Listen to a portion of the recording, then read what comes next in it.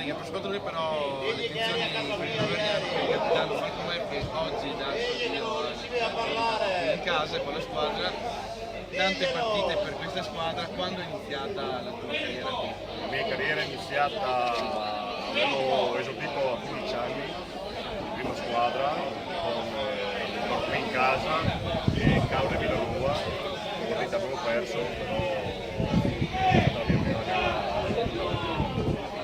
Da 15 a 32 anni, insomma, sicuramente ne hai viste tante, insomma, quali ricordi più belli? Ne ho viste tantissime, ricordi positivi e anche negativi, i ricordi migliori sicuramente quando abbiamo vinto la Coppa,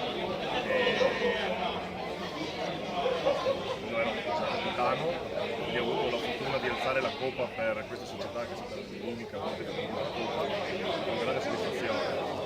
Poi il campionato vinto e anzi siamo stati su con il playoff e quando ci siamo salvati vincendo il derby qui in casa l'ultima giornata con Coffee Sant'Ele, che per noi è un sano campanilismo, una vera rivalità fra due paesi dello stesso continente. Adesso per te, insomma, quale corde siamo? Chiusa questa carriera? Ma sicuramente continuerò qui in calcio perché è stata la mia passione da sempre.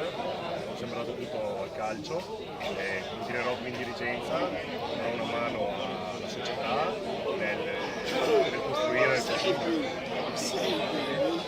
Grazie.